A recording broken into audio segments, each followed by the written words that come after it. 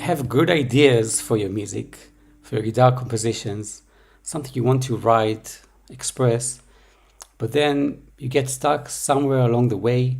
You have ideas that you want to finish. So this video is exactly for you. Now, this video came from a poll I posted to my Facebook group that you're very welcome to join if you're not there yet. It's called Guitar Composition, Solo Guitar Composition Artistry. I could put the link in the comment and in the description. And in the poll, I gave some options of what I should talk about now, what should my live session should be, which is now live, being recorded.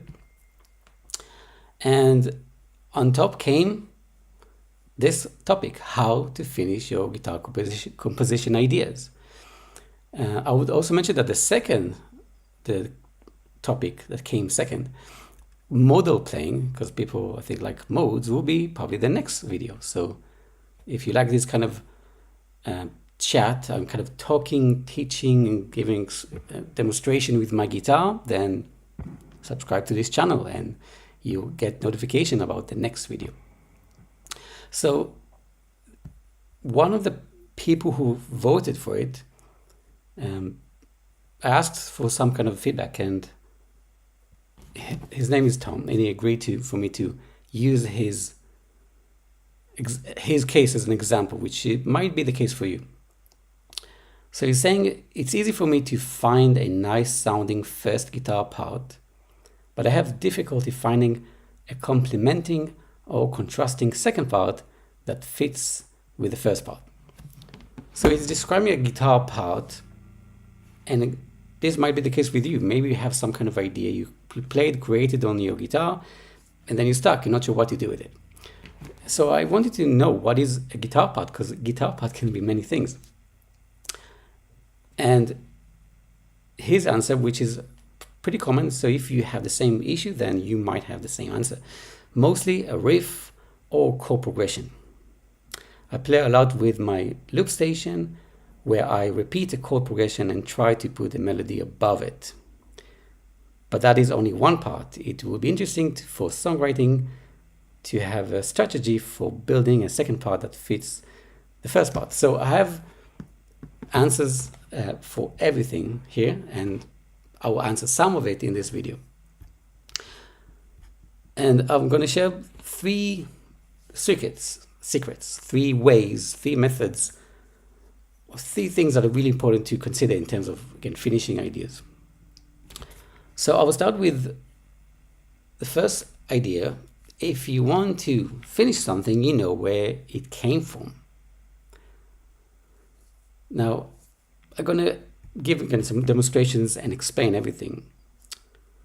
But what I do with my students, when they create something, when they have an idea, or sometimes they create an idea during the session, you're doing it live in real time, then we're going deeper into the meaning. Because if you just play random music that makes no sense, something that is beyond just the notes you're playing, and I'm not talking about theory, I'm talking about something that is deeper, emotional, spiritual if you want. When you create something, there's always subtext. So there's always some kind of unconscious or subconscious meaning to what you're playing. And if you're in a very specific state of mind, an emotional state, usually what you're going to create reflects or translate your emotions into sound. So what we do is we go into a deeper process of understanding where it came from, and when we understand what it is, what this music is about. So these are kind of questions I ask.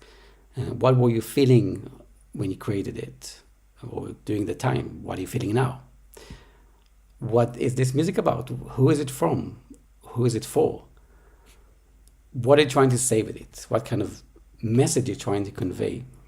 So these kind of questions can trigger some kind of response that again is beyond just like the notes I'm playing.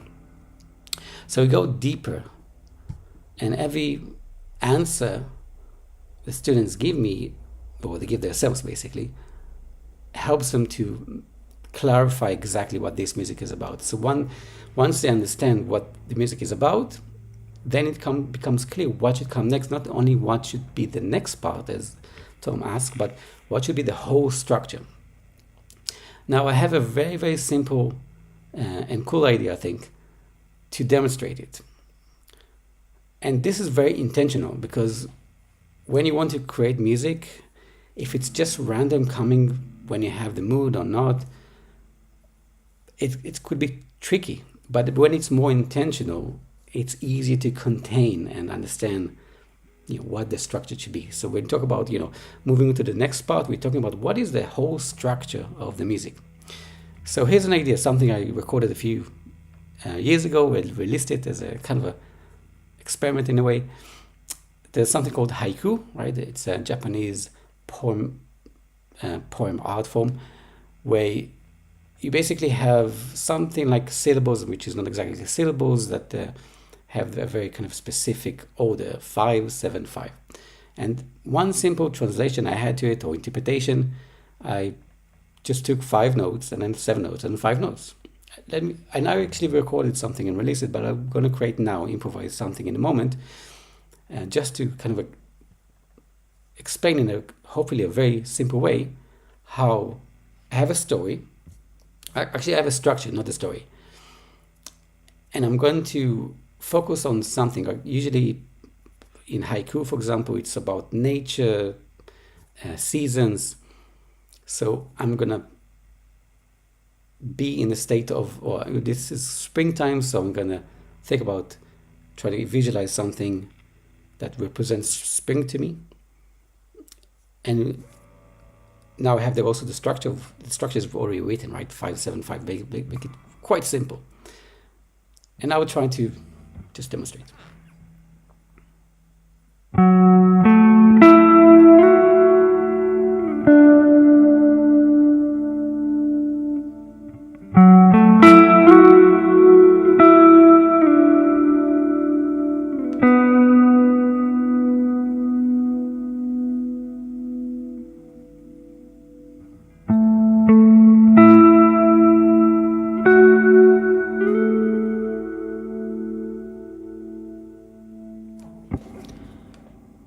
That was it. And this is a really cool challenge if you want to do it. It's quite simple. Again, the structure is pre-written, like the 12-bar blues, for example, my previous video, which you're welcome to watch as well.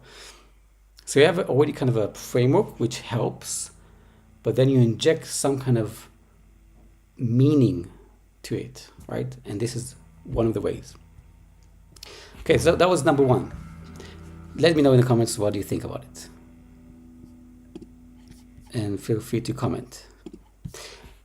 Now, because this is live, whoever is live now, you can feel free to comment. So the second secret or method is make a decision. You can create something, right? I don't know, a guitar part, right? And then you have an idea. Oh, maybe it should go there. Or maybe it should go there. And then you have all kinds of ways. I'm sure you have them. And this is exactly for you if you, for example, have too many ideas to choose from, which is quite common with people who are good with creating ideas. They're creative, ADHD sometimes. They have like lots of ideas flowing around. And then it's just making a decision. This one, although the two things might sound as good as the other, you just need to make a decision, and you can always do it later. You can always go back and change or use one for variation. And what I would also say that you already kind of know what should be the right way. And if you don't know, what you need to do is give yourself some time. So you play the first part, and this is a technique I also use. You play something, and then you stop playing and try to hear in your head what should be the next one, what could continue. And I love to compare it to nature, how growth happens naturally in nature, like a tree. So a tree, for example, just grows, right? It doesn't think about, oh, should I go there? Should I go there? Actually, he does, but it makes it's a series of making decisions. Should I go up? Should I go right? Should I go left? At every moment, there's a series of decisions that we need to make, or seed needs to make in order to become a big tree. And it just does it without kind of hesitation. It just grows. It just flows. And this is crucial for your music. If you want your music to flow and not get stuck, which is exactly what's happening. If you have one guitar part, then you're stuck. What you want to do is actually practice the idea of getting unstuck, even if they are, let's say, bad decisions. You just continue. You just make the decision. This one. Okay. Now, what's the next one? Right? That's how you kind of build it. And I know it sounds kind of maybe abstract, but it's a practical thing, because you want to practice finishing stuff. And I'm not talking about even, making things that sounds amazing or good, even if it doesn't sound as good as you want it to be. The part of the practicing, especially when you get stuck, is to go all the way to the finish line. Right? Even if it's like an average guitar piece or something like that, sometimes it's much, much better than to get stuck. So in terms of more practical things or questions you can ask yourself, here's one of them. For example, should I repeat it in an octave higher? So let's say you have a guitar part. Should you repeat it? Something like that. Right? Should you repeat it one octave higher? Should I make a variation so you have an idea? Right? Variation is when you change one note or more notes. Okay? Should I move to something completely different? Right? So you have something guitar part. Should I play something completely different? Maybe based on that, which is, again, there's method. I'm not just kind of playing something. There's always some kind of process behind the scenes. If you've been doing it for a while, you probably know what I'm talking about. If not, then just know that when we create music, there's a combination of randomness and chaos and lots of order and organization. It's the balance between the two that counts, that makes a difference. But maybe for another session. So I'll just demonstrate from something from my music, an album I released a few years ago. It's called To Your New Home, and it goes like this.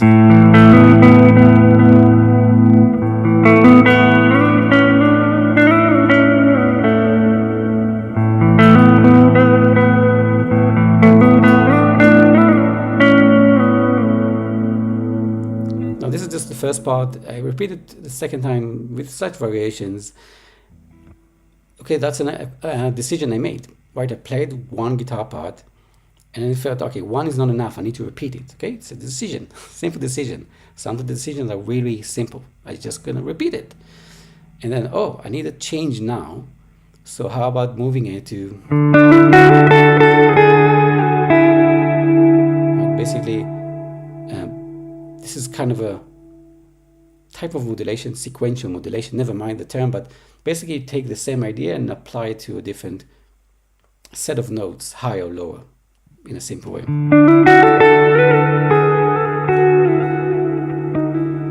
So there was a change, and then it feels like, again, if I'm not playing, I want to go back to the beginning.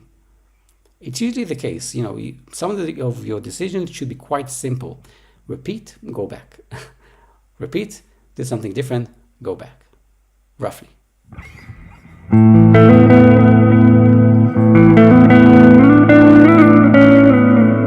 And this creates like a whole structure, cycle, a whole.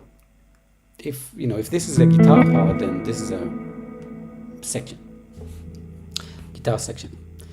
Let me know if that makes sense.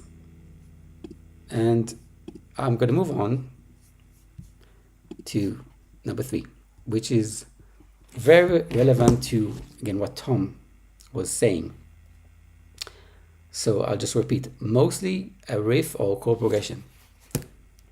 This is the common way to create music. Many musicians, artists, guitarists use this. They start with the background. Now, it's good. I understand why this is very common. You give yourself a framework, like you give yourself a chord progression, I don't know, C, F, C, right? And then, well, it's quite easy, right? This is how people unfortunately teach guitar composition or songwriting. And I have a big problem with it, because it's common. I'll talk about the why and everything.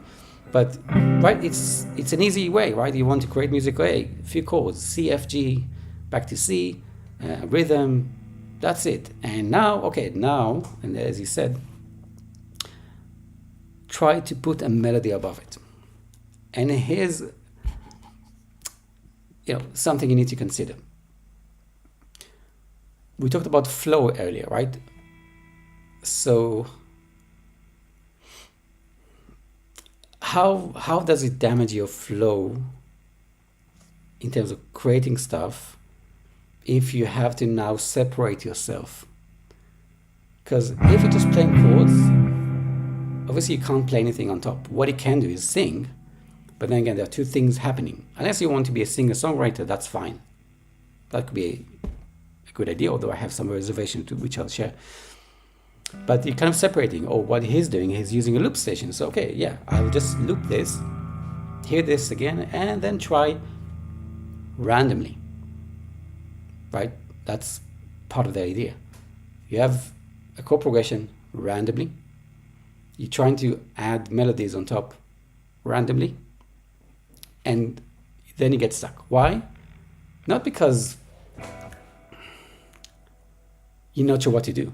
I mean, it's quite easy. You can just, you could do another chord progression and another melody. But then, and this is where people might get stuck, is how do they fit? Now, there are kind of theoretical concepts. For example, modulation to the relative key. So if the verse is in C major, then the chorus can be the relative key, which is A minor. Or the other way around. The verse could be A minor, the chorus can be C major. So these are practical ways. This is kind of, I would say it's a strategy, it's a tactic. It's just something that music theory gives you, but it has no real meaning if you don't associate what you're creating with the emotional and the story behind it. Let me know if that makes sense. So what I'm offering, and this is what works for me and for my students, guitar composition students, it's putting the emphasis on the lead instrument, lead part. In our case, we have a guitar, we can have a rhythm guitar, we have lead guitar. So in a way, you can think about it as a lead guitar, or imagine the guitar as a singer, where you play melodies, you basically sing through the guitar. And when you have the lead guitar or a melody, start with the melody.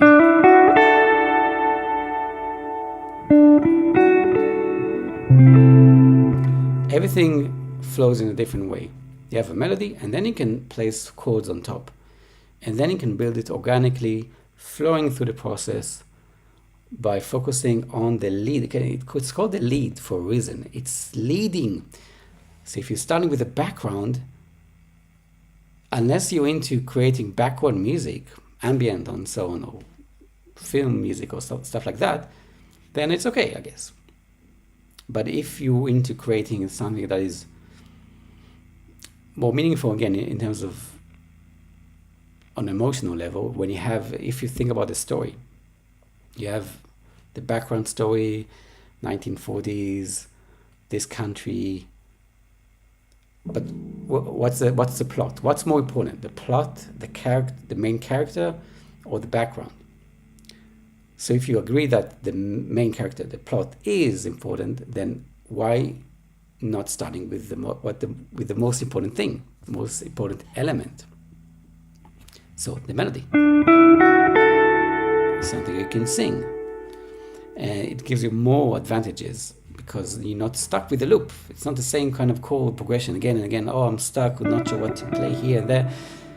It's a very tedious and hard task. And some people do it. Don't get me wrong. Some people do it actually. People who like to do loops, which is one way. I always like to see the guitar as one instrument that you can play everything live, so you can feel it. You don't have to rely on anything. It's just you and the guitar. No, not any loop station or even other players, which actually is quite good. But the only thing you need is a guitar to create a whole piece of music. Okay, so here's one more reason why I think it's a problem. Playing in a common way might lead to familiar music. Something that will sound too familiar, like what I played before. You can think about it. Yeah, I composed a chord progression, but this chord progression is being used many times. It's going to be really tricky to make it original and therefore interesting for you, that will encourage you to move on. That's one of the reasons that I think is important to take into account. So I think, this should be it for now in terms of 3 ways to face getting stuck with your guitar composition ideas. So I'll try to make it turn it into a short, simple answer. So again, back to Tom. So he starts with a riff or chord progression. Again, I talked about the idea of a riff, by the way, is where you kind of a riff that you can repeat, and then technically you have to put it on loop station, and this is part of the problem. So the part of the problem of getting stuck is actually how you start. So not only where you're starting from, what's the meaning behind it, getting the emotional idea behind it. It could be even emotion doesn't have to be so much kind of deep and sad. It could be happy and light kind of feeling, and that will be reflected in the way you play, and that could be enough. But starting with a chord progression or a guitar riff is the problem. Okay, so hopefully that kind of answers it. And in terms of moving to the second part that fits contrasting or complementing, again, the technical thing that many musicians do is just move to, let's say, the verse to the chorus from C major to A minor or A minor to C major. It's not a strategy, because a strategy would be the whole kind of thing. So actually I wanted to, before moving on to conclude everything, my latest album, A Forest of Lost Souls, that's the name of the track, which started with a melody.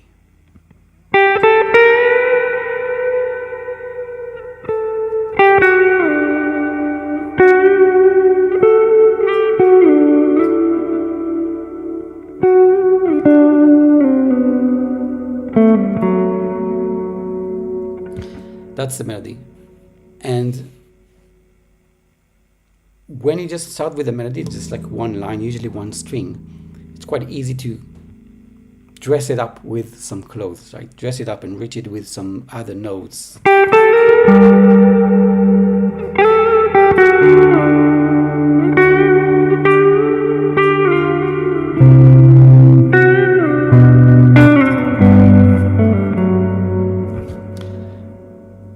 And this is just a bass line that I have added to it, and you can add even more stuff. And that's my method.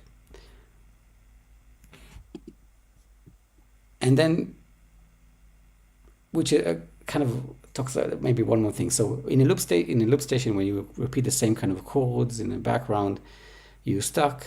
When you do it live, you can change the chords in the moment. Okay, another kind of reason why to get unstuck by using your guitar.